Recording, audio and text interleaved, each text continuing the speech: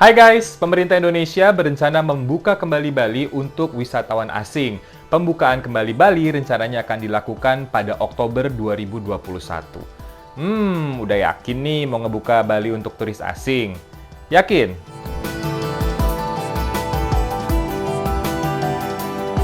Menko Marinvest Luhut Binsar Panjaitan menjelaskan pembukaan wisata Bali untuk turis asing bisa dilakukan asal dengan catatan situasi pandemi di dalam negeri terus terkendali.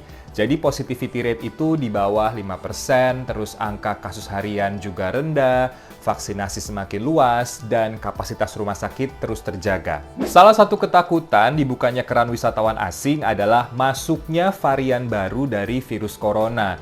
Gua rasa kita semua tahu betapa menakutkan dan mencekamnya situasi Indonesia ketika kemarin sempat diamuk oleh varian Delta. Dan pastinya varian itu masuk karena dibawa oleh orang yang berasal atau habis berkunjung dari luar negeri. Ya kan? Speaking of varian baru dari virus corona, menurut WHO ada beberapa varian yang wajib diwaspadai dan bisa saja masuk ke Indonesia. Varian MU diidentifikasi pertama kali di Kolombia pada Januari 2021. Varian Lambada diidentifikasi pertama kali di Peru pada Desember 2020.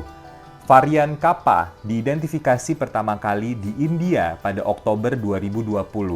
Varian Eta diidentifikasi di beberapa negara pada Desember 2020.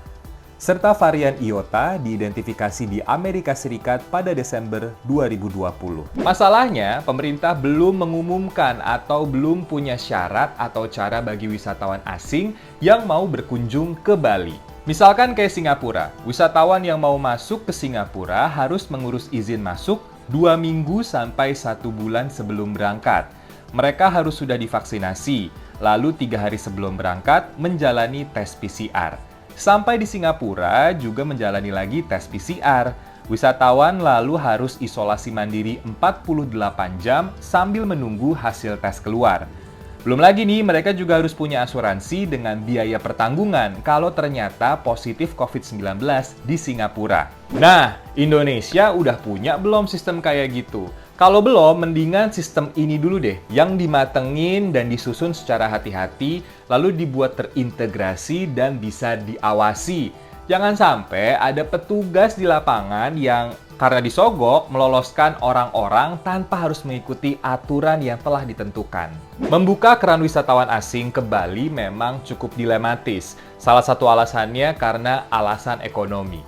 Tahun lalu, Dinas Pariwisata Bali menjelaskan ada kerugian 9,7 triliun rupiah akibat pandemi. Jadi banyak tempat wisata tutup, PHK karyawan, dan masih banyak lagi. Jadi kebayangkan betapa urgensinya membuka wisata untuk turis asing kembali ke Bali. Selain melaksanakan protokol kesehatan yang ketat, Menparekraf Sandiaga Uno menjelaskan ada beberapa adaptasi yang perlu dilakukan para pelaku usaha pariwisata kalau sampai keran wisatawan asing beneran dibuka ke Bali.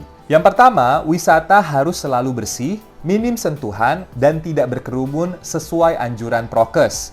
Yang kedua, menyiapkan domestic microtourism. Jadi kayak Palu Gada gitu, dalam satu area kecil ada beragam objek atau atraksi wisata.